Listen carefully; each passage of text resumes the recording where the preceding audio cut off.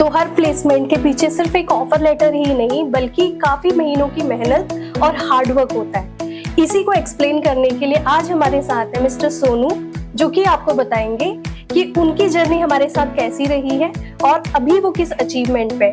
तो सोनू, आप बताइए अपने बारे में। आपने एसटी लैब से कौन सा कोर्स किया है और अभी आप जो प्लेस हुए हैं वो किस पोजीशन पर हुए हैं? तो मेरा नाम सोनू है और मैंने एसटी लैब से डेटा एनालिस्ट का कोर्स किया था।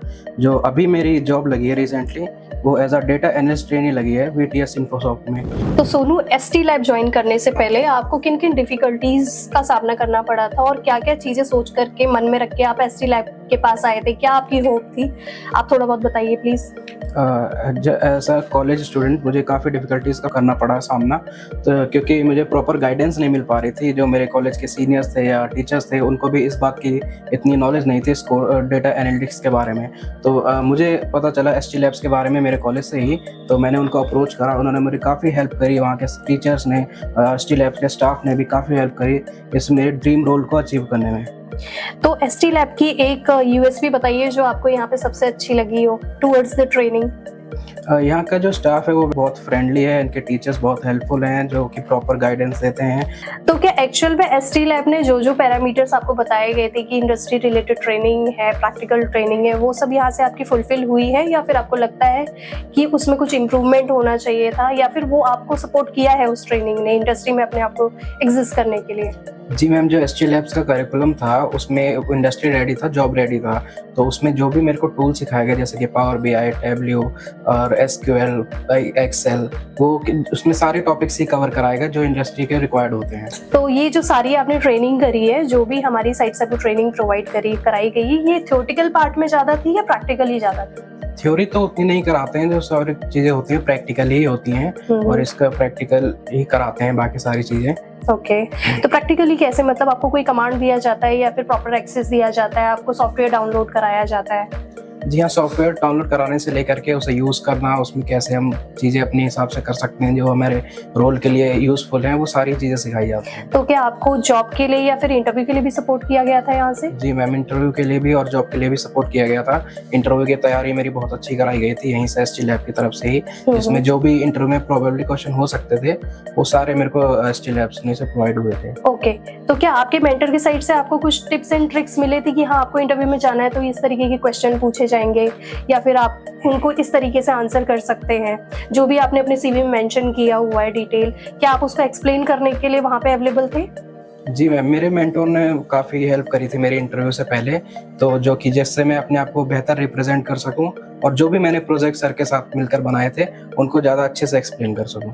ओके। तो जब आपने इंटरव्यू अटेम्प्ट किया था, अपना फर्स्ट इंटरव्यू अटेम्प्ट किया था जिसके बेस पे आपको अभी जॉब मिली है, तो उस इंटरव्यू देने के बाद what is your experience after that? काफ़ी अच्छा एक्सपीरियंस था। मेरा पहला इंटरव्यू था तो थोड़ा नर्वस था, लेकिन इंटरव्यू वेंट वेरी गुड, तो मुझे काफ़ी अच्छा लगा था इंटरव्यू के बाद।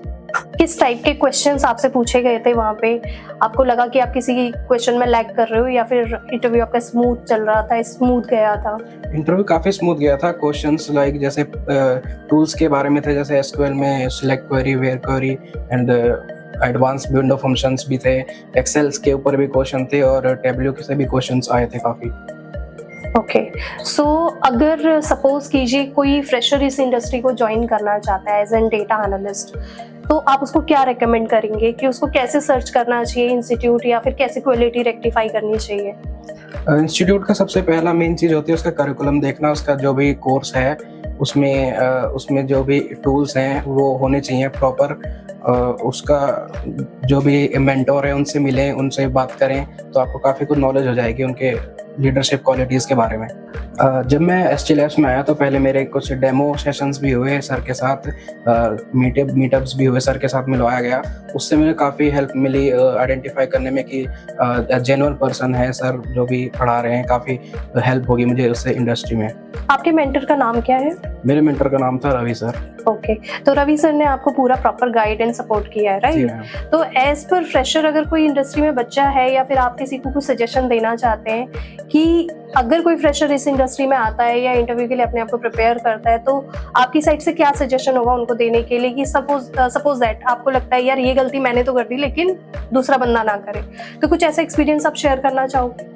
मेरा एक्सपीरियंस तो मेरा तो जॉब इंटरव्यू जो है रवि सर ने कराया था, तो मैंने कहीं ज़्यादा इस इधर उधर नहीं देखा। मैं तो सर की बात सुन रहा था, जो सर ने जैसा बोला वैसा ही करा, तो वो काफ़ी अच्छा इंटरव्यू रहा मेरा।